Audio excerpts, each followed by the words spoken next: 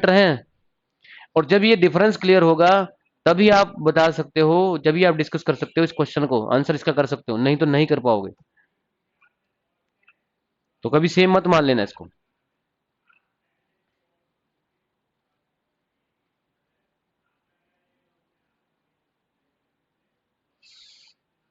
चलिए एक क्वेश्चन मेरे सामने आ रहा है।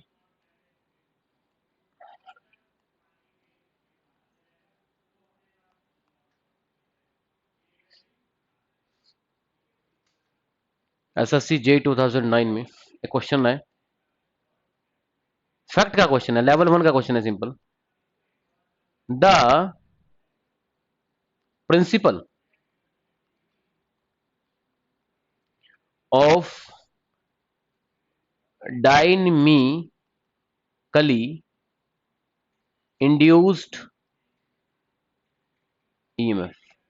जो लास्ट क्लास हुई थी उसमें ये वर्ड यूज हो चुका है।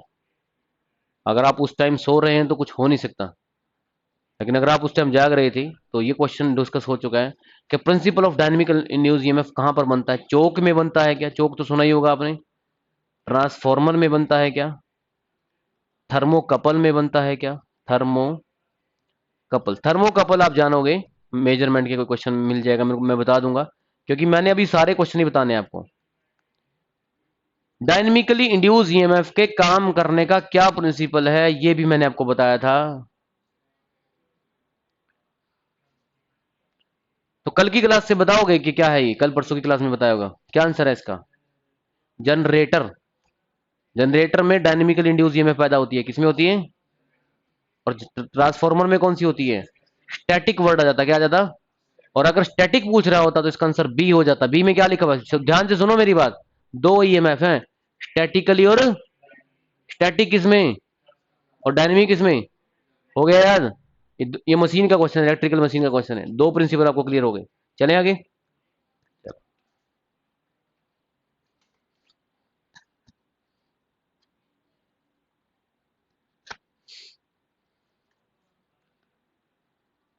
नेक्स्ट है भाई, कंसेप्ट ऑफ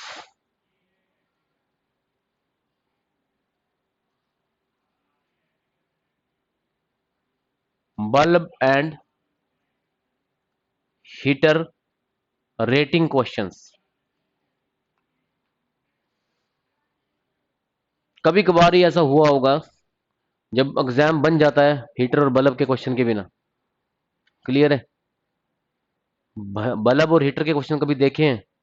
भाई एक 40 वाट का बल्ब लगा रखा है, 60 वाट का, कौन सा ज्यादा ग्लो करेगा? एक्चुअली वो इस बात पर डिपेंड करता है कि वो सीरीज में लगे हुए हैं क्या। 40 और 60 वाट से ये नहीं है कि 40 वाट वाला 60 वाट से ज्यादा ग्लो नहीं कर सकता। देखो देखा जाए तो 60 वाट वाला ज्यादा ग्लो करेगा क्योंकि पावर रेटिंग ज्यादा है, लेकिन ये डिपेंड एक्चुअल में कनेक्शन पे करेगा कि आपने उनको सीरीज में लगा रखा है या पैरेलल में। तो सीरीज पैरेलल के हिसाब से मे भी ऐसा हो सकता है कि 40 वाट वाला बल्ब ज्यादा ग्लो करे किससे, 60 वाट वाले से। ये किस पे बात डिपेंड करती है? कनेक्शन पे। कनेक्शन कितने प्रकार के होते हैं? सीरीज, पैरेलल और स्टार डेल्टा। सीरीज, पैरेलल और, आया समझ में? तो मार्क दिस, ये मैं ज्यादा नहीं बताऊंगा इसमें, इसके डिटेल नहीं। कितने टाइप के क्वेश्चन हो गए? 4 हो गए। ये मशीन वाला 5, ये 5 नंबर का था। इसको 6 नंबर का क्वेश्चन मानिए आप। 6 लेवल का क्वेश्चन मानिए। एक टॉपिक हो गया जिसमें हम कहते हैं कि कौन सा बल्ब, कौन सा हीटर ज्यादा ग्लो करेगा अगर वो सीरीज या पैरेलल में लगेगा। ये बहुत ज्यादा इंपॉर्टेंट क्वेश्चन है। ये कोई, मैं बार बार बोल रहा हूँ, ऐसा एग्जाम बना ही नहीं है जिसमें हीटर और बल्ब वाले क्वेश्चन है कि नहीं। मतलब किसी डिपार्टमेंट का हेड है और वो पेपर बनवा रहा है किसी से, और बनाते बनाते उसकी बहुत प्रमोशन हो गई है। एग्जाम, जैसे एग्जाम बनता होगा ना, जहाँ पे आउटसोर्सिंग कंपनी होती है, सबसे पहले जब आप एग्जाम मान लिया दूसरी डिपार्टमेंट में आपकी जॉब लगी तो सब लो लेवल पे लगेगी, किसमें लगेगी मान लिया। तो धीरे धीरे एक टाइम ऐसा आएगा, आपका टाइम एक दिन ऐसा आएगा कि आप सबसे ऊपर वाली पोस्ट पे पहुंच जाओगे। तो आप, वो भी सिंपल सी बात, जब आप ऊपर की पोस्ट पे है तो आपकी जगह कोई और भी आएगा। लेकिन जब आप बॉस बने वहां पर, तो इसका मतलब आपको ये भी पता है कि पेपर बनता कैसे है। तो जिस दिन आप 15-20 साल बाद, जैसे मान लिया उस डिपार्टमेंट में आपकी जॉब लगी, ऐसी होती है जॉब इस तरह की, रिजल्ट ब्रांच वगैरह में होती है ऐसी। तो आपको वो पेपर, आपने पता चला कि पेपर लेना है, एसएससी का पेपर लेना है, तो आपने आपने नोटिस निकाल दिया कि भाई पेपर बनाओ भाई। जो लोअर स्टाफ है आपका, वो पेपर लेके आएंगे जी, बना दिया पेपर। आप उनको ये कहोगे बल्ब वाले क्वेश्चन डाल दिए, क्या कहोगे उनको? तो उसको पता है मैंने तो आज तक डाले ही हैं, वो कहीं गलती होगी डाला नहीं, करे डाल दो, कोई क्वेश्चन डिलीट करो वही मशीन का और बल्ब का डाल दो, या मेजरमेंट का कर दो, या पावर इलेक्ट्रॉनिक्स का कर दो, क्योंकि डिप्लोमा वालों ने पढ़ा नहीं होता। क्लियर है मेरी बात? तो ऐसी हो जाती है बात। ए कंसेप्ट ऑफ बल्ब और हीटर क्वेश्चन अगर ये नहीं कर रहे हो तो प्रिपरेशन के पैटर्न पे तो नहीं हो आप। ठीक है, चलें आगे। ठीक है, क्योंकि अगर मैं एक टॉपिक को एक्सप्लेन करने लग गया तो वही 2-3 घंटे उसी पे लग जाएंगे। ठीक है, चलें आगे। इसलिए आज की क्लास में कुछ एक्सप्लेन नहीं करूंगा, चले आगे चलते हैं। अब क्वेश्चन बन सकता है आपके कौन से कॉन्सेप्ट पे? टाइम कांस्टेंट के ऊपर। किसके ऊपर? Time TC, time constant. 7 तरह का क्वेश्चन है ये, टाइम कांस्टेंट। ऐसा क्वेश्चन डायरेक्ट आ जाता है एग्जाम में कि आपको कोई सर्किट दे देगा, उसका टाइम कांस्टेंट पूछेगा। टाइम कांस्टेंट उस सर्किट में यूज होता है कंसेप्ट जिस सर्किट में चार्जिंग हो रही होती है। और चार्जिंग दो ही डिवाइस की आप कर सकते हो, तो इंडक्टर की या कैपेसिटर की। कल बताया था आपको मैंने, मैं इसी की तो चर्चा कर रहा था। या तो इंडक्टर चार्ज होने में टाइम लेगा या डिस्चार्ज होने में टाइम लेगा। अगर चार्ज होने में 10 सेकंड ले रहा है, डिस्चार्ज होने में 5 सेकंड ले रहा है, तो चार्जिंग डिस्चार्जिंग टाइम हो गए, होगा तो टाइम कांस्टेंट ही। उसी तरह इंडक्टर का भी होता है, इंडक्टर भी चार्ज भी होता है, और जिसमें चार्जिंग डिस्चार्जिंग का कॉन्सेप्ट होता है, वो धीरे धीरे चार्ज हो रहा है, धीरे धीरे डिस्चार्ज हो रहा है। यही वजह है उनमें सडन चेंज अलाउ नहीं है। अब धीरे धीरे चार्ज हो रहा है, मान इसने 20 वोल्ट कैपेसिटर ने 20 वोल्ट वोल्टेज लेनी है, तो क्या आपके मोबाइल है, उसको आपने सप्लाई में लगाया, क्या फुल चार्ज हो गया? हो जाता है सही। फास्ट ट्रैक चार्जर तो आ गए हैं, सी चार्जर वगैरह आ गए हैं, लेकिन तुरंत तो नहीं होता ना। क्या हम जब स्टार्टिंग में आपकी बैटरी मान लिया 0 वोल्ट है, बैटरी बिल्कुल खत्म है, फोन बंद पड़ा है आपका, धीरे धीरे चार्जिंग होगी। अगर 15 मिनट ले रही है तो मतलब that is called time constant of the phone, phone का नहीं, बैटरी का। अरे समझ रहे हो कि नहीं समझ रहे हो? वो जो टाइम कॉन्स्टेंट होता है वो सर्किट पे डिपेंड करता है। किस पे डिपेंड करता है? एक्चुअली आप इसको समझे नहीं हो। जब आप फोन बिल्कुल डेड होता है तो आप उसको लगा के छोड़ देते हो, और जब वो चार्जिंग लेने शुरू कर देता है, क्या कर देता है, आप देखो उसको 1.5-2 घंटे तक उसका चार्जर हीट हो जाएगा, गर्म हो जाएगा, क्योंकि करंट फ्लो, चार्ज का फ्लो हो रहा है। क्या हो रहा है? एसी डीसी में बदल रही है, उसको चार्ज कर रही है। और सुबह तक अगर लगा के रखा आपने, क्योंकि उसमें ना एक लास्ट में कैपेसिटर लगा होता है, वो ओपन हो जाता है, चार्ज हो, क्या हो जाता है, फिर बंद हो जाता है, चार्जिंग होना नहीं, बंद हो जाती है, और सुबह तक चार्जर ठंडा हो जाता है। क्या हो जाता है? क्योंकि चार्ज का फ्लो होना बंद हो गया। चार्ज जब तक फ्लो करेगा तभी तो हीट होगा। हीट मतलब आरएमएस वैल्यू, आरएमएस इफेक्ट। कौन से इफेक्ट? RMS effect. आया समझ में? नहीं आया? तो ये तो प्रैक्टिकल भी है। टाइम कांस्टेंट के क्वेश्चन आते हैं, इसलिए टाइम कांस्टेंट के क्वेश्चन में हमेशा इस तरह का क्वेश्चन होगा, या तो आरएल सर्किट होगा, या कौन सा सर्किट होगा, सर्किट में या रजिस्टर इंडक्टर लगे होंगे या रजिस्टर कैपेसिटर लगे होंगे, उस सर्किट का ही टाइम कांस्टेंट पूछा जाएगा। मान लीजिए देखो, एल क्या कर रहा है, चार्जिंग ले रहा है, और चार्ज और डिस्चार्ज किसके थ्रू होगा? आर के थ्रू। आर ही तो एनर्जी कंज्यूम करेगा एल की। सी ने कब एनर्जी ले ली, और किसके थ्रू डिस्चार्ज हो जाएगा? आर के थ्रू। आर ने क्या करना है? एक्टिव पावर बनानी है। आर ने क्या करना है? आर की एक नई डेफिनेशन आ गई है मार्केट में। क्या आ गई है? पहले तो यही पढ़ते थे कि रेजिस्टेंस होता है जो इलेक्ट्रिक करंट को रोकता है, दैट इज कॉल्ड रेजिस्टेंस। लेकिन नवी नई डेफिनेशन क्या है? वो डिवाइस जो इलेक्ट्रिकल एनर्जी को हीट में बदल दे। किसमें? तो हीट में तो बदल देगा ये। क्लियर है? दो सर्किट आते हैं, आरएल सर्किट और, जिनका क्या पूछता है आपसे? आया समझ में? फॉर्मूला दे देता हूं। जब आपको आरएल सर्किट मिले तब आप फॉर्मूला लगा देना L/R। ये किसका टाइम कांस्टेंट निकाल दिया आपने? आरएल सर्किट का। और जब आरसी सर्किट हो तो टाइम कांस्टेंट का फॉर्मूला होगा आरसी, आर इंटू सी कर देना। यूनिट क्या होगी?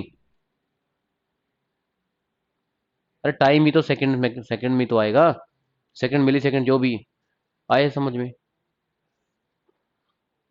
ये मैं पहले वो लेवल के क्वेश्चन बता रहा हूं जो कोई भी बच्चा कर सकता है। ठीक है, इसमें कोई बड़ी स्टोरी नहीं बता दी मैंने आपको कि बहुत बड़ी डेरिवेशन करवा दी और आपको करवाना करने में दिक्कत आ रही है।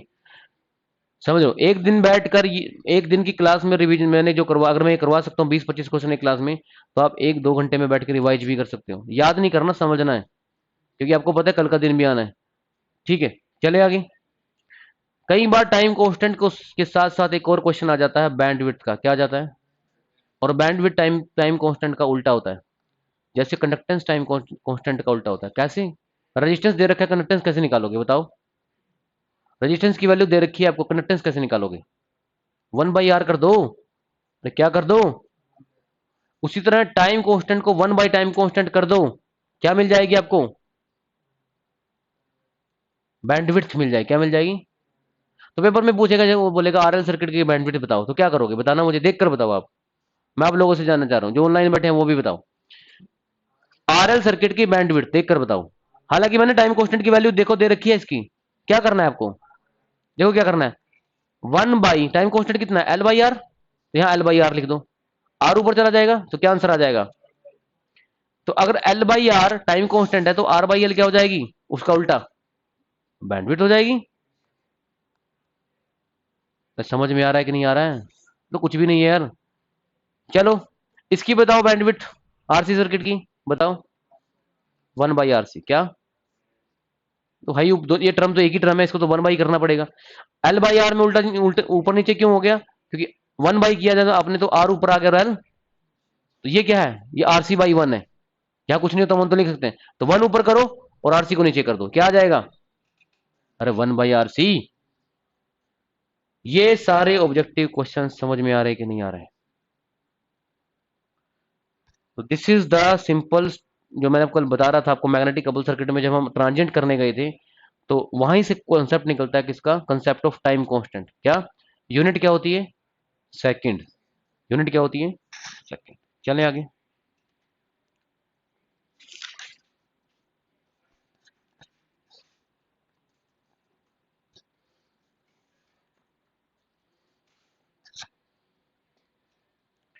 चलिए थोड़ा नेक्स्ट लेवल के क्वेश्चन पे चलते हैं। इसी से मिलता जुलता क्वेश्चन कराता हूं मैं आपको।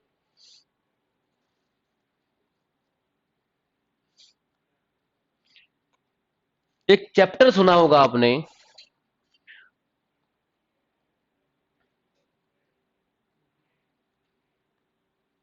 रेजोनेंस। फिर वही बात है, जो ऑफिसर होगा डिपार्टमेंट का वो ये भी बोलेगा बल्ब वाले तो डाल दिए, रेजोनेंस वाले डाल दिए। वो कहेगा रेजोनेंस की भी मैं भूल गया हूँ। वो आपकी फाइल मंगाएगा, इसकी सिलेक्शन हुई है या किसी की प्रोच से लगाया बंदा। तो पढ़े लिखे हो, पता है कि नहीं पता कि इलेक्ट्रिकल के पेपर में क्या आता है? ये सर नो।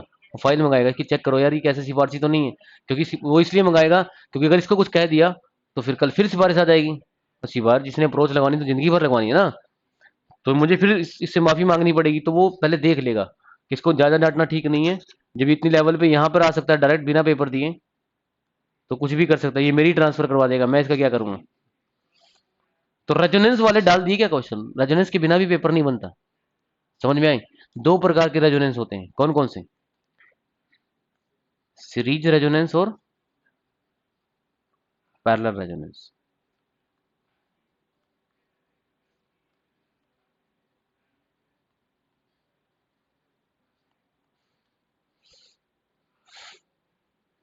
कितने क्वेश्चन हो गए थे? 6 7 हो गए। बैंडविड्थ वाले को 8 नंबर पे डाल देना, क्योंकि ये भी टॉपिक है अपना आ जाता है। 9 नंबर पे क्वेश्चन पे मैं लिखवा रहा हूं अभी आपको रेजोनेंस। अब देखना लेवल 3 का क्वेश्चन करवाता हूं मैं आपको। लेवल 3 का क्वेश्चन है, 2-3 चैप्टर मिला दिए और उनसे मिक्स करके क्वेश्चन पूछ रहा है, देखना भी। रेजोनेंस के बारे में कुछ नहीं बताऊंगा, लेकिन इतना जरूर जान लें, एक फ्रीक्वेंसी होती है रेजोनेट फ्रीक्वेंसी। उस फ्रीक्वेंसी में सर्किट में एल और सी खत्म हो जाते हैं, हो है अभी भी आपस में एक दूसरे में बिजी हो जाते हैं, सर्किट रजिस्टिव रह जाता है। क्या रह जाता है? वो एक फ्रीक्वेंसी को बोलती हैं एफ आर। क्या बोलते हैं? और फॉर्मूला होता है 1/2 पाई और √LC। क्या होता है? यूनिट बताओ यहां क्या लिखूं?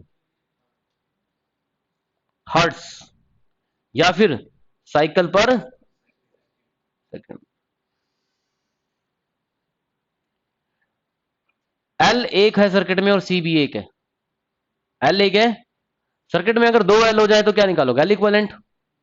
और 3 एल है तो एल 3 एल इक्वलेंट। कल आपको क्वेश्चन किए होंगे मैग्नेटिक कपल सर्किट में, आपने आप क्या कर रहे थे? L1 + L2 + L3, उनका अगर आपस में भी कुछ बन रहा है तो फिर उसको भी ले रहे थे आप, +-2M1। वो पूरा तो नहीं बता पाऊंगा अभी आपको, क्योंकि मैं डिटेल में बता चुका हूं। तो अगर सी एक से ज्यादा लगे हो तो सी का भी इक्विवेलेंट निकाल लेंगे। सी का तो सिंपल है, C1 + C2 + C3 या 1/C1 + 1/C2 ऐसे निकाल लेंगे। समझ में अभी क्वेश्चन में मैं एक स्टेटमेंट दे रहा हूं आपको, जो एसएससी जेई भी पूछ रहा है, और ये पूछ चुका है 2011-13 में 2-3 बार पूछ चुका है। एसएससी जेई पूछ चुका है क्वेश्चन। आप खुद एक्सेस करना इस क्वेश्चन में, उसका पूछने का इंटेंशन क्या है। एक बच्चे ने मुझे कहा कि जो आपने मैग्नेटिक कपल सर्किट हुए थे उससे भी ज्यादा हाई लेवल का आ गया। मैंने कहा देखें वो क्या हाई लेवल का है। तो ये वो क्वेश्चन है। ये 2 हेनरी लगा हुआ है यहाँ पर, यहाँ 2 हेनरी लगा हुआ है, और यहां से करंट एंटर करवा दिया, ये डॉट लगा दी यहाँ पर, और यहाँ पर भी डॉट लगा दी। ठीक है, डॉट के बीच में क्या लगा दिया, एम लगा दिया, 1 हेनरी। ये पूछा हुआ है find F R, find.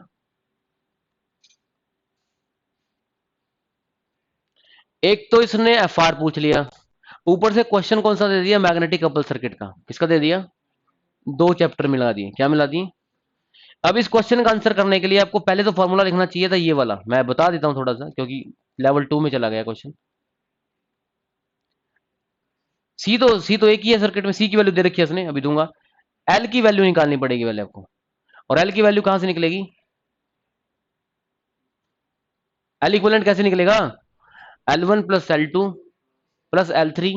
L3 है इसमें, फिर L3 क्यों लिखेंगे, क्यों बोल रहे हो L3, L1 plus L2 plus 2M के माइनस 2M, क्योंकि एक में एंटर कर रहा है और से निकल रहा है, तो -2, और M की वैल्यू कितनी दे रखी है, बताना एल इक्वलेंट कितना आएगा एक बार, करें इस क्वेश्चन को, क्योंकि ये लेटेस्ट ही तो हुआ है।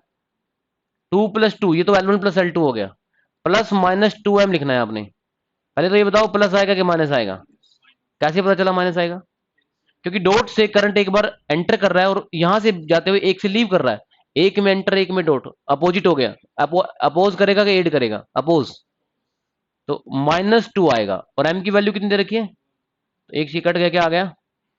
तो मुझे बताओ अब करने में दिक्कत क्या है, ये एल इक्विवेलेंट जो है यहाँ रख दो, सी की वैल्यू दे रखी है, यहाँ आंसर हो जाएगा। सी बता दूं कितना दे रखा है, सी दे रखा है 2 फैराड, सी की दे रखा है। पहला एक क्वेश्चन है जिसका आप आंसर मुझे करके दिखाओगे, एफ आर की वैल्यू बताओगे मुझे, मैं आंसर देता हूं आपको। सी दे रखा है 2 फैराड, और ऑप्शन ले लो मुझसे, A 4 pi root 3, 4 pi root 3, 1/4 pi root 2, 1/4 pi, 1/2 pi, और √10। ऐसा होगा नहीं कि मैं सारे क्वेश्चन क्वेश्चन बता दूं आपसे, कि मैं भी अपनी हैबिट से मजबूर हूं, मुझसे भी रहा नहीं जाता एक आध का आंसर किए बिना। ठीक है, बताओ इसका आंसर। ये अभी मैं ब्रेक दे रहा हूं आपको, ये करके दिखाओ इस क्वेश्चन को। ब्रेक का मतलब बाहर नहीं जाना, दे दो दिए ऑप्शन।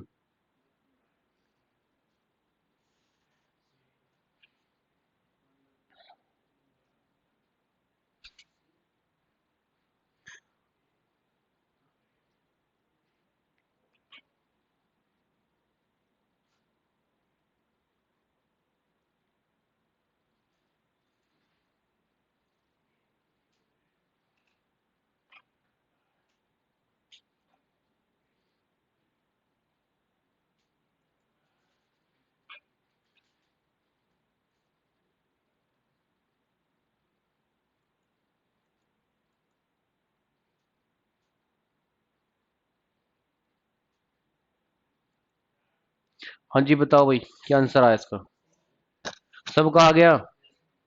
चलो चलें आगे। तो यहां से आगे हमारे अब तक कितने क्वेश्चन हो चुके हैं, 9। ये 9 नहीं है, ये कम से कम 40-50 क्वेश्चन है। एक क्वेश्चन के रिस्पेक्ट में मैं 10-10 क्वेश्चन क्रिएट कर सकता हूँ। बात यह है कि आप वो 10 क्वेश्चन के कैपेबल तब होंगे करने के, जब आपको इनके 10 के 10 क्वेश्चन की, जो मैं 9-10 क्वेश्चन मैंने कराया, इनकी थ्योरी समझ में आ गई होगी। ठीक है, चलिए अब एक नए टाइप का क्वेश्चन और देखिए।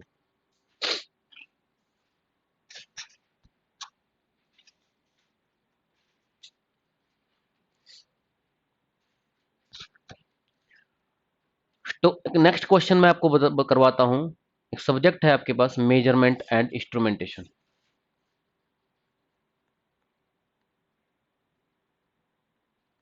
सब्जेक्ट है मेजरमेंट। अभी मशीन का एक क्वेश्चन आ गया, अब मेजरमेंट का देखें क्या क्या क्या क्वेश्चन आ जाता है।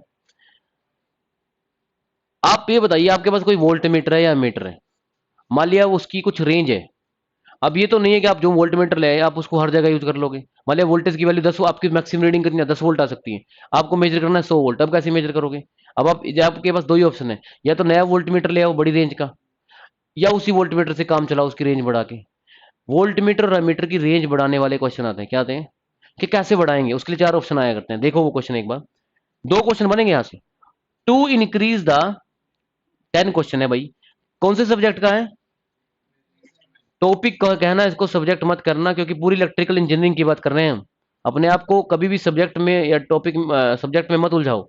ये मान के चलो, जब तैयारी करनी है तो जिस दिन पेपर में बैठोगे ना उसी टाइम आपको मशीन के, उसी टाइम में सर्किट थ्योरी के, उसी टाइम में बेसिक इलेक्ट्रॉनिक्स के सारे क्वेश्चन करना है 1.5-2 घंटे में। उस टाइम नहीं बोल सकते आपके आज तो मैं मशीन करने आया हूँ बस। जैसे अभी कह देते ना आज मैं मशीन पढ़ूंगा खाली या मेजरमेंट पढ़ूंगा, समझ रहे हो नहीं समझ रहे हो। यहाँ तक कि उसी टाइम में आपको नॉन टेक भी करना है कि नहीं करना है। जब वहां पर सब कुछ कर सकते हो तो फिर एक ही दिन में करने में क्या दिक्कत है, उसी चीज की प्रैक्टिस करो ना जो सब कुछ करना ही है आपको। इससे के question, to increase the range of volt meter, to increase the, किसकी रेंज बढ़ानी है, वोल्ट मीटर। हालांकि क्वेश्चन क्या बन सकता है, थोड़ा सा चेंज करना चाहूं मैं, वो एमीटर आ सकता है इसकी जगह, क्या आ सकता है लिखा हुआ, एमीटर आ सकता है भाई, क्या आ सकता है एमीटर। तो यहां से देखो अब कि जब भी मेजरमेंट का ये क्वेश्चन आए, रेंज ऑफ वोल्ट मीटर बढ़ानी, रेंज ऑफ एमीटर बढ़ानी, तो चार ऑप्शन देगा, ए बी सी और डी।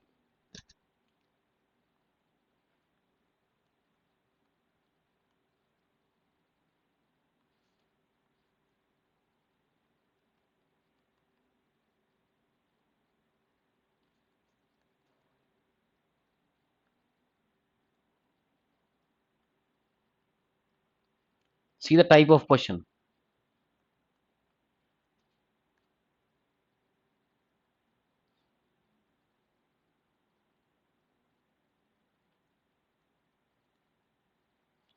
आर लो, पहला ऑप्शन क्या है, रेजिस्टेंस लो हो सीरीज में लगा दो।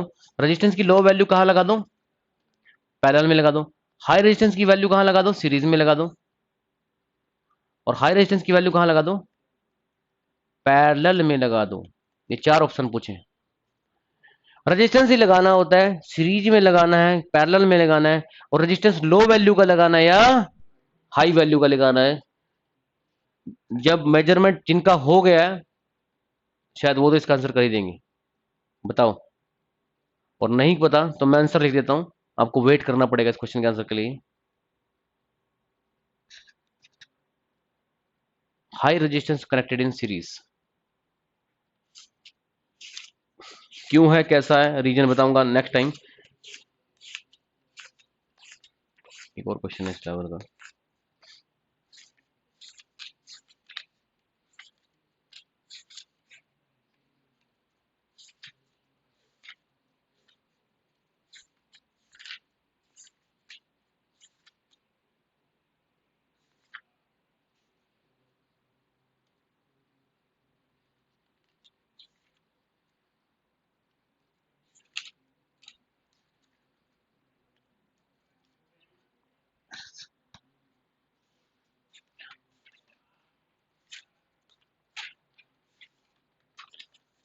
हाँ जी कर लिया नोट भाई। तो दो क्वेश्चन हो गए यहाँ पर, एक तो रेजिस्टेंस सॉरी रेंज किसकी बढ़ानी को लेकर आ सकता है, वोल्ट मीटर की, और किसकी आ सकता है वोल्ट मीटर की जगह, एमीटर। ये होगा कैसे, क्या होगा, मैं एक्सप्लेन करूंगा क्वेश्चन में। नेक्स्ट क्वेश्चन पे आते हैं, 11 नंबर क्वेश्चन।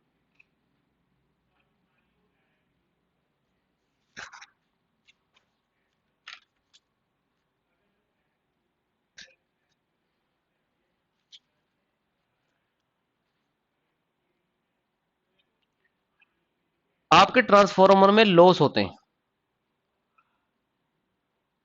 इन ट्रांसफॉर्मर,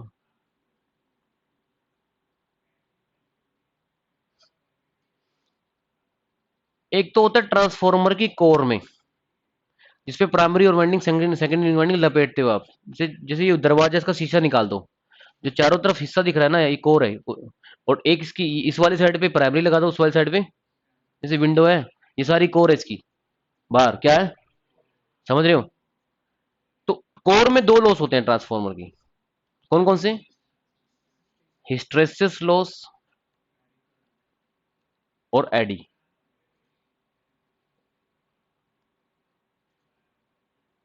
ऐसा भी कोई पेपर नहीं बनता जब इनके बारे में इंफॉर्मेशन ना पूछी गई हो, समझ रहे हो मेरी बात? कोर लॉस का दूसरा नाम होता है आयरन लॉस, कौन सा, क्या बोलते हैं इसको? और कोर लॉस को किसमें मेजर करते हो आप? वाट में। तो कितनी पावर वेस्ट हो गई? लॉस तो वेस्टेज ही होती है, कौन सी पावर की? वाट वाली पावर की, किसकी? वाट वाली पावर हमारी वो होती है जो यूजफुल पावर होती है, क्या होती है? यूजफुल पावर, आया समझ में? तो ट्रांसफॉर्मर की जो कोर है जो ट्रांसफॉर्मर की, जिसपे वाइंडिंग आप वाइंडिंग वाउंड करोगे, लपेटोगे, वो कौन सी होती है? Core loss.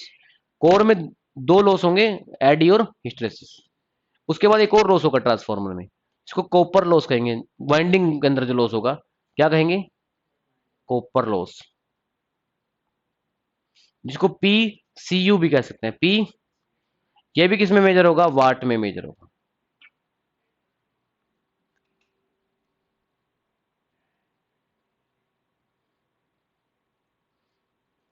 क्लियर? ऐसा बहुत कम पेपर हुआ है जब या तो हिस्टेरेसिस लॉस का क्वेश्चन आ जाता है पेपर में, कल भी बताया था, हिस्टेरेसिस लॉस जब जीरो होता है तो एक स्ट्रेट लाइन बनती है, कुछ आया इस तरह का क्वेश्चन था ना। एडी करंट लॉस के बारे में अब तक मैंने बताया नहीं, लेकिन फ्यूचर क्लास में जरूर बताऊंगा। और एक होता है कॉपर लॉस। लेकिन एक क्वेश्चन और है यहाँ पर कि ट्रांसफॉर्मर की मैक्सिमम एफिशिएंसी कब आती है? जब आप आयरन लॉस को किसके बराबर कर दोगे? ये हर साल का पूछे जाने वाला क्वेश्चन है। Iron loss would be equal to, आपके ट्रांसफॉर्मर की क्या आ जाएगी? मैक्सिमम एफिशिएंसी आ जाएगी। तो कई ऑब्जेक्टिव यहां से निकल रहे हैं, समझ में आया?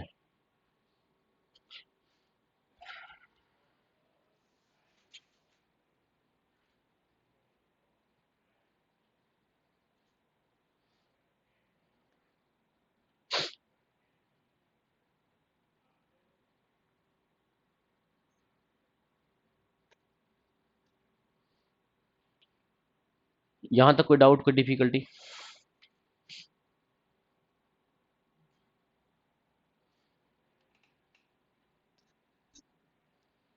एक लेवल वन का क्वेश्चन बताता हूं।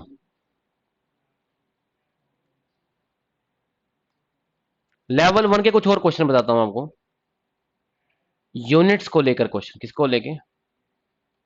यूनिट भी कौन सी? एसआई। कौन सी? खासकर पूछ लेगा इसका यूनिट क्या होता है, क्या है ये, क्या है ये?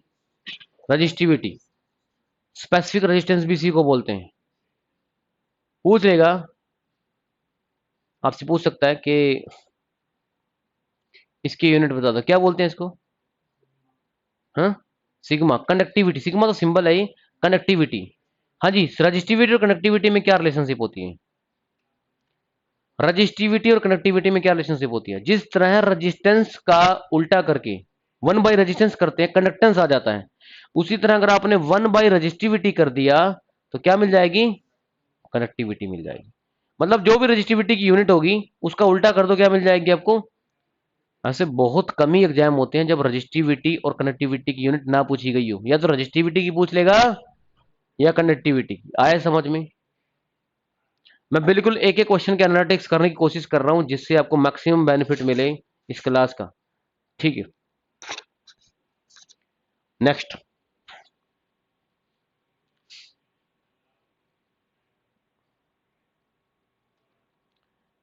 इलेक्ट्रिकल एनर्जी के यूनिट पे भी क्वेश्चन आ जाता है। इलेक्ट्रिकल, जो इलेक्ट्रिकल एनर्जी आप कंज्यूम कर रहे हो, इसके ऊपर भी क्वेश्चन बन जाता है। इसकी यूनिट क्या है? क्वेश्चन का टॉपिक का नाम क्या है? यूनिट्स। तो ये पूछ रहे हैं इलेक्ट्रिकल एनर्जी की यूनिट क्या होती है? दो यूनिट है यहां। अगर एसआई पूछा हुआ है पेपर में तो अलग आंसर है, और अगर कॉमर्शियल पूछा हुआ है तो आंसर अलग है।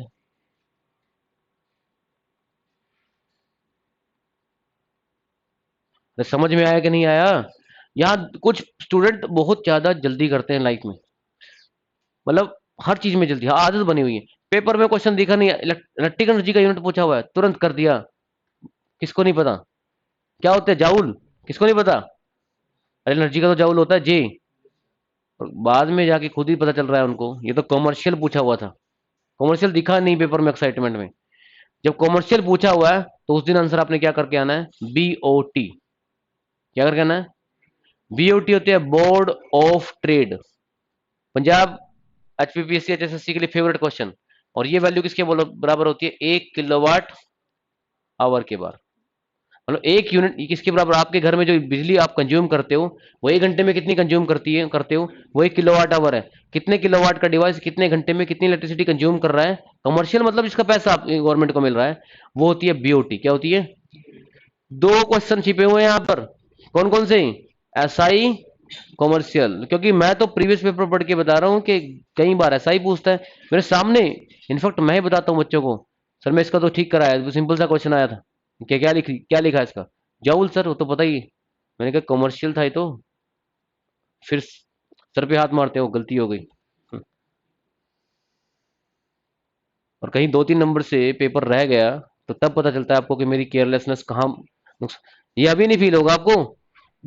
या तो या तो किसी की सिलेक्शन रुक जाएगी 2-3 नंबर से, हो जाता है, पता नहीं ना किसके साथ फ्यूचर में क्या हो जाए। और या किसी की ज्वाइनिंग अपने एरिया में होते होते पाकिस्तान बॉर्डर पे हो जाएगी। फिर वो कहेगा यार जॉब तो मिल गई, अब और तैयारी करनी पड़ेगी, क्योंकि बॉर्डर पे भी क्या करूंगा मैं? कोई दिक्कत तो है ना, या मॉल है ना, कोई घूमने का कुछ है? यस और नो? सैलरी तो मिल ही जाएगी आपको, लेकिन रिस्क भी तो है। तब पता चलेगी एक एक नंबर की वैल्यू, एक एक मिनट की वैल्यू, एक एक घंटे की वैल्यू, एक एक दिन की वैल्यू, एक एक वीक की वैल्यू होती है। वो डिपेंड करता है आपका फील्ड क्या है। ओलंपिक के जो रेसर होते हैं उनके लिए एक एक सेकंड की वैल्यू है, माइक्रो सेकंड की वैल्यू है, क्योंकि आपको पता है जो स्प्रिंटर होते हैं वो सेकंड्स में सारे तेज दौड़ते हैं। जो ओलंपिक में चला गया सबसे बड़ी बात है क्वालिफाई करना होता है, वो नॉर्मल तो होगा नहीं कोई। अपने देश में तो सबसे बड़ा ही होगा वो, तभी तो क्वालिफाई किया इसने। अपने देश में तो उसने स्टेट लेवल पे बहुत गोल्ड जीते होंगे। ओलंपिक में उसान बोल्ट से ज्यादा कोई ऊपर नहीं है ना। तो मतलब अगर वो जीतते हैं तो फ्रैक्शन ऑफ सेकंड का फर्क होता है उनमें। किसका फर्क होता है? तो उनको पता है कि सेकंड्स भी बहुत इंपॉर्टेंट होते हैं। आप लोगों ने टाइम की वैल्यू नहीं समझी आज तक, क्योंकि जरूरत भी नहीं पड़ी। ठीक है, एनी हाउ मैं ये कह रहा हूं कि आपने सिर्फ टाइम पे ध्यान दो ना दो, आपने क्वेश्चन पे ध्यान देना। किस पे ध्यान देना है? क्या साई लिखा हुआ है और ठीक है, दो ही पूछता है। चलें आगे।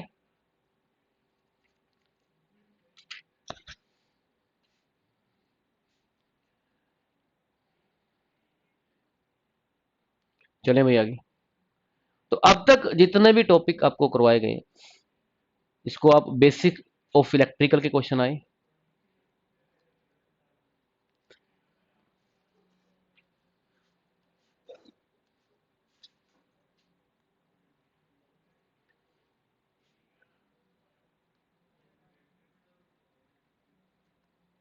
हाँ जी, बेसिक ऑफ इलेक्ट्रिकल के क्वेश्चन बताए मैंने आपको आज। बेसिक्स, जिसको आप सर्किट थ्योरी भी कह सकते हो, बेसिक ऑफ इलेक्ट्रिकल,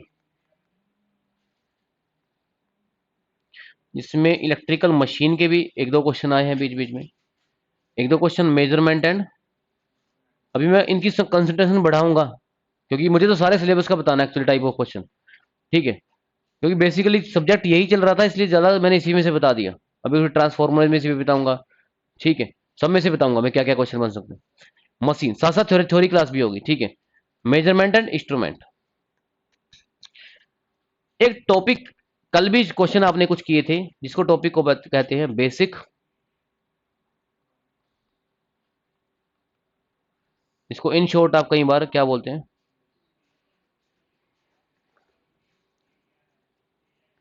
यहाँ एक फेमस टॉपिक है जिसपे कल आप बात कर रहे थे, चैप्टर है सेमीकंडक्टर फिजिक्स का।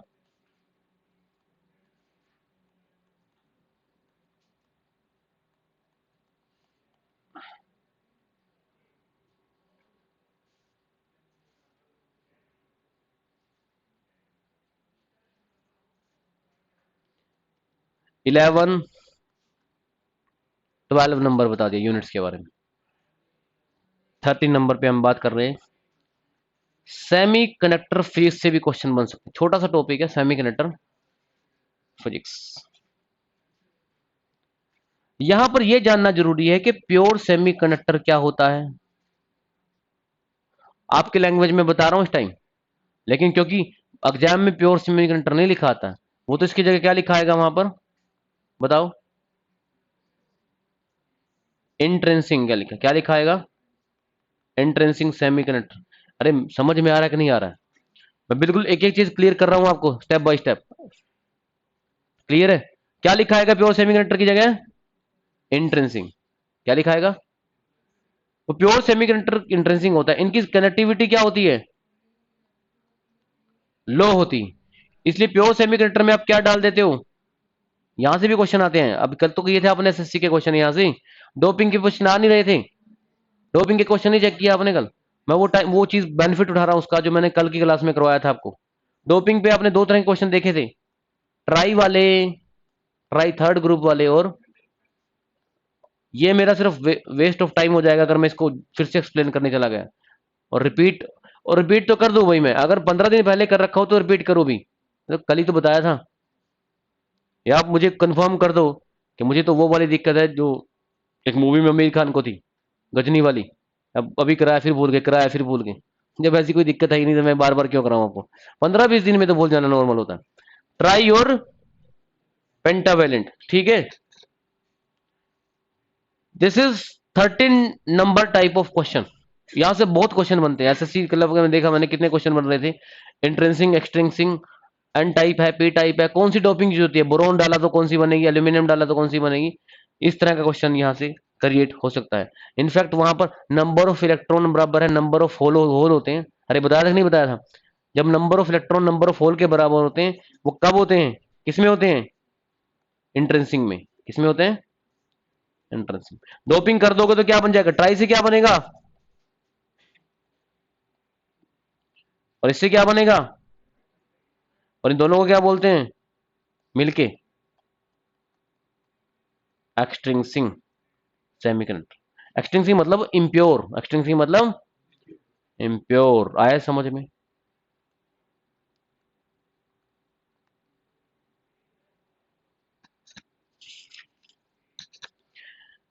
क्वेश्चन बनेगा नेक्स्ट इस एरिया से, जिसके बिना रेयरली कोई एग्जाम बचता है, और वो लिंक हो जाएगा कहीं और जाकर। लिंक हमेशा पढ़ने होते हैं। लिंक का मतलब क्या है, क्वेश्चन देखो पहले किस तरह क्वेश्चन आया। In a rectifier circuit,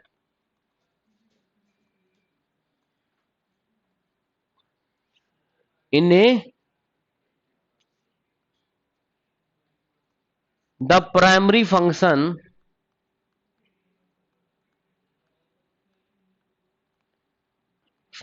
of filter of, किससे क्वेश्चन आ गया, सब्जेक्ट का नाम है एनालॉग इलेक्ट्रॉनिक्स। क्या नाम है? इसमें एक टॉपिक है आपका रेक्टिफायर एंड फिल्टर।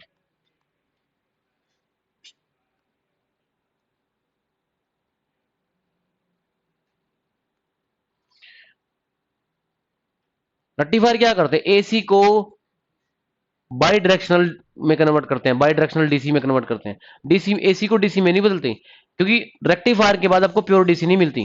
देखो मैं आपको बताता हूं, अगर आपने ये रेक्टिफायर आपके पास क्या है, यहां रेक्टिफायर लगा दो आप, यहां क्या अप्लाई करोगे आप, एसी। क्या अप्लाई करोगे, इनफैक्ट यहां पर भी आपके पास हाई वोल्टेज एसी अगर है, तो उसको आप किससे पास कर दो, पहले किससे पास कर दो, स्टेप डाउन ट्रांसफॉर्मर से पास कर दो। वोल्टेज कब कर देगा, क्या कर देगा, रेक्टिफायर क्या करेगा, एसी के नेचर कैसा होता है, ऐसा होता है ना। रेक्टिफायर, अगर रेक्टिफायर ये फुल वेव है, तो वो क्या बना देगा इसके आउटपुट में, ये बना देगा। अब ये डीसी है, कैसे पता चला डीसी है, क्योंकि इसका जो नेगेटिव पार्ट इसमें है ही नहीं। जब भी कुछ नेट वैल्यू ऐड करके आपका कुछ बच जाए तो वो डीसी होती है। क्या होती है, एसी का तो मतलब यह है जितना पॉजिटिव उतना नेगेटिव, नेट कैंसिल हो जाएगा, तो ये डीसी वैल्यू बन रही है। लेकिन प्रॉब्लम यह है इसमें डीसी के साथ साथ फ्लक्चुएशन भी है, इसको आप एसी बोल रहे हो, क्या बोल रहे हो। इसलिए रेक्टिफायर की डेफिनेशन होती है, it convert by directional AC into unidirectional AC, DC sorry, unidirectional DC में कन्वर्ट हो गया। अब यहां पर डीसी भी प्रेजेंट है इसमें। इससे प्योर डीसी आपको पता कैसे मिलेगी, इसको पास करना पड़ेगा आपको फिल्टर से, और फिर आपको मतलब इस तरह का सिग्नल मिलेगा। इनफैक्ट इसके बाद भी कुछ लगाना पड़ सकता है आपको, मैं बता देता हूं। इसके बाद आपको लगाने पड़ेंगे रेगुलेटर, क्या लगाने पड़ेंगे, वोल्टेज रेगुलेटर, और उसके बाद आपको क्या मिलेगी, प्योर डीसी क्या मिलेगी। इतना लंबा प्रोसेस है ये। तो यहां पर क्या क्वेश्चन पूछा हुआ है, रेक्टिफायर में फिल्टर का मेन फंक्शन क्या होता है। चार ऑप्शन है, एक ऑप्शन में लिखा हुआ है वो पढ़ देता हूं मैं, remove ripple from the rectified output. क्या ऑप्शन ठीक है, यही तो है, रिमूव रिपल, इसको रिपल तो बोलते हैं, रिपल कम करता है। एक बात मुझे बताओ, यहां पर आउटपुट ये है, थोड़ी देर बाद फिल्टर ने आउटपुट को ऐसा बना दिया, क्या कम कर दिए, रिपल कम कर दिए यार। अरे समझ में आ रहा कि नहीं आ रहा है। तो फिल्टर का प्राइमरी फंक्शन पूछा है। अगर यहां पर तो देखो रेक्टिफायर की तो आउटपुट इनपुट तो ये थी, उसके बाद ये बनी, उसके बाद ये बनी है, क्या वैल्यू कम हो गई रिपल की, यस। और रेगुलेटर के बाद आउटपुट क्या बन जाएगी, प्योर। तो फिल्टर का प्राइमरी फंक्शन क्या है, टू रिमूव रिपल। किसके बाद लगते हैं फिल्टर, अरे किसके बाद लगते हैं, रेक्टिफायर के बाद लगते हैं।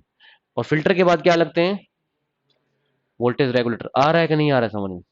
मैं बहुत डिटेल में बता दे रहा हूँ, क्वेश्चन की पूरी स्टोरी बता दे रहा हूँ कि जब आप एसी से डीसी बनाते हो, सबसे पहले ट्रांसफार्मर लगाते हो, फिर रेक्टिफायर फुल वेव रेक्टिफायर में डालते हो, रेक्टिफायर फिल्टर में डालते हो उस वैल्यू को, फिल्टर से रेगुलेटर बनते हैं, और फिर क्या मिलती है आपको, प्योर डीसी। आया समझ में।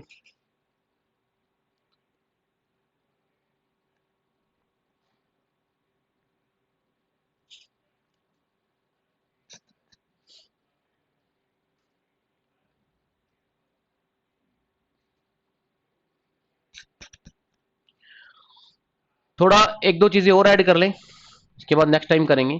यूनिट्स में थोड़ा सा एक दो चीजें और ऐड करें आप, यूनिट्स थोड़ा कम रह गया यूनिट्स में। आप जैसे कि आपसे पूछ सकता है यूनिट किसका, एमएमएफ का, किसका यूनिट पूछ सकता है, एमएमएफ का। ईएमएफ का कोई नहीं पूछेगा, ईएमएफ का तो वोल्ट ही होता है, क्या होता है, एमएमएफ का क्या होता है अभी बताऊंगा। और एक पूछ सकता है एसएससी में, अभी लेटेस्ट मैंने क्वेश्चन देखा, रिलेक्टेंस का यूनिट पूछा हुआ, क्या पूछा हुआ है।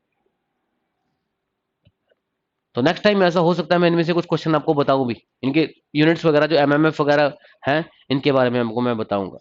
तो मुझे ये बताओ, आज की क्लास में जो डिफरेंट टाइप ऑफ सब्जेक्ट के क्वेश्चन मैंने आपको बताए, वो समझ में आए। Take a revision, 5-10 minute revision कर लो, टाइप समझ लो अभी बैठकर, क्योंकि मे भी आपको कोई बहुत इमरजेंसी काम आ जाए, मतलब कॉल आ जाए बीजेपी हेड ऑफिस से, आपको मिलने जाना पड़ जाए, है ना। क्योंकि कई बार आप लोग पढ़ाई को इतनी इंपॉर्टेंस नहीं देते हो ना, तो वो इंपॉर्टेंट काम ना निकल आए क्लास के बाद, तो आप 10 मिनट पहले पढ़ लो, जहाँ यहाँ पर बैठ के। समझ में आना, सिर्फ टाइप ऑफ क्वेश्चन देखना है, समझ में आया। क्योंकि आज जो आप तैयारी कर रहे हो, आज ही फुल एंड फाइनल नहीं करना। जो चीजें होती हैं ना, स्लो एंड स्टडी होती हैं। स्पॉन्टेनियसली एक वर्ड होता है, स्पॉन्टेनियसली का मतलब समझते हो, धीरे धीरे होगी पढ़ाई। एक ही दिन में सब कुछ करा दिया ना, तो चला तो जाएगा मेरी तरफ से, लेकिन अब्जॉर्ब कुछ नहीं होगा। एक फिनोमिना होता है नेचर का, आपने आपको पता है कि अर्थ के वाटर का लेवल आजकल गिरता जा रहा है, गिरता जा रहा है कि बढ़ता जा रहा है। लगातार ट्यूबवेल वगैरह चल रहे होते हैं, आपने देखा पानी निकल रहा है, हम ड्रेन कर रहे हैं, आपसे कर रहे हैं कि नहीं कर रहे हैं, आपने देखा होगा। रूरल एरिया में थोड़ा ज्यादा पानी कम हो गया है, तो पानी का लेवल नीचे जा रहा है, जा रहा है कि नहीं जा रहा है। तो वो ऊपर कैसे आएगा, जब बारिश होगी, समझ रहे हो। आजकल पानी के नीचे लेवल, सोच कर बताना मुझे, पानी के नीचे नीचे लेवल जाने का रीजन क्या है। ग्राउंड लेवल, हर एक कुछ एरिया डार्क जोन भी बना दिए गए हैं, क्योंकि क्या हो रहा है, पहले जो क्या होते थे कि कम डेप्थ के कुएं वेल हुआ करते थे, फिर उनके उनमें भी फिर उन्होंने और डेप्थ पे लेके चले गए उनको, फिर वो कंसेप्ट चला। लोकल एरिया में क्या होते थे, इसको कैप्टी टाइप बोलते थे, कि वो मोटर और नीचे लेके चले गए। फिर समरसीबल आ गई, फिर 200 पे लेके गए, फिर 300 पे बड़ी मोटर आ गई। करते करते आप अर्थ के आर पार ही हो जाओगे, क्या हो जाओगे। लेकिन उसका मेन रीजन क्या है मुझे बताओगे। इंसान की जो नीड है, जो लालच है, वो बढ़ता जा रहा है। वो चाह रहा है कि मैं साल में, जो पैडी है, धान होती है, वो एक बार नहीं 2 बार लगा लूं, एडवांस में भी लगा लूं और बाद में भी लगा लूंगा जब बारिश आएगी। इसका मेन रीजन ये तो है ही, लेकिन दूसरा रीजन ये भी है कि आजकल जो बारिश होती है वो बहुत कम होने लगी है। पहले आपसे अपने फादर या अपने ग्रैंड फादर, उनसे पूछिए कि पहले लगातार बारिश होती थी कई कई दिन तक, और वो बारिश बहुत तेज नहीं होती थी। वो बारिश बहुत तेज नहीं होती थी, वो कैसी होती थी, उसको झड़ी टाइप बोलते हैं। वो धीरे धीरे होती थी, क्या होती थी। और एक दिन नहीं, पता चला 15 दिन तक आपको सन दिखा ही नहीं, सूरज दिखा ही नहीं 15 दिन तक। दिन रात बारिश हो रही है, बारिश हो रही है। वो जो धीरे धीरे बारिश होती है वो क्या करती है, अर्थ के अंदर अब्जॉर्ब होती है, उसका ग्राउंड वाटर बढ़ाती है। तेज बारिश बह जाएगी, उसका पानी ड्रेन होकर नालियों में चला जाएगा और वो सीधा मेन रिवर में जाकर समुद्र में, सी में चला जाएगा। जब बारिश धीरे धीरे होती है तो ग्राउंड वाटर बढ़ता है। ग्राउंड वाटर, अब आपके लिए ये बात इसलिए क्यों जरूरी है कि जब कंटेंट धीरे धीरे डालोगे ना, 2-3 घंटे ही पढ़ोगे रोज, तो ठीक है, अब्जॉर्ब होगा अपने अंदर आपके। तेज डालोगे ना तो बह जाएगा। अब आपने देखना है कि तेज डालना है, तेजी से डालना है, आज ही डालना है, या फिर धीरे धीरे 2-3 घंटे पढ़ के डालना है। क्वालिटी वाला पढ़ो, ना कि क्वांटिटी वाला। समझ में आया? ठीक है, मिलते हैं नेक्स्ट टाइम। ठीक है, पढ़ लो अगर पढ़ना है यहाँ पर बैठकर 5-10 मिनट, क्योंकि ये मैंने आप लोगों के लिए व्यवस्था कर दी है कि अब आपके लिए एक रूम ये हो गया, एक रूम ये हो गया, सिविल को शिफ्ट कर रहे हैं ऊपर। ठीक है, अगर क्लास से पहले 5-10 मिनट आगे, आधे घंटे पहले आके पढ़ना है, वो भी आप टाइम लगा सकते हो, क्योंकि माहौल सब कुछ करवाता है। जब एनवायरनमेंट आप यहाँ आते हो तो आप चाह कर भी कुछ और नहीं सोच पाते। आप समझ रहे हैं? तो जब वो चीजें नहीं आएंगी तो ऑटोमेटिकली आप एक ही काम करोगे, रिटन एग्जाम की प्रिपरेशन। ठीक है, पढ़ना है तो पढ़ लो। अभी इतना ही। अभी जितने भी ऑनलाइन है उनका किसी का कोई डाउट हो तो बता दो, और आपका भी कोई डाउट हो तो बता दो।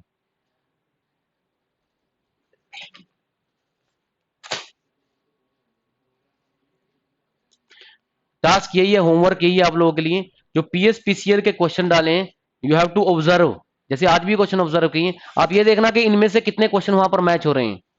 सोल्व करने मत जल लग जाना तो फ्रस्ट्रेट हो गए हैं कि मेरे से तो आते नहीं है। ऑब्जर्व करने के लिए बोला है, अपने आप को अटैच नहीं करना है किसी चीज से। ठीक है, चलिए अगर जाना है तो जा सकते हैं।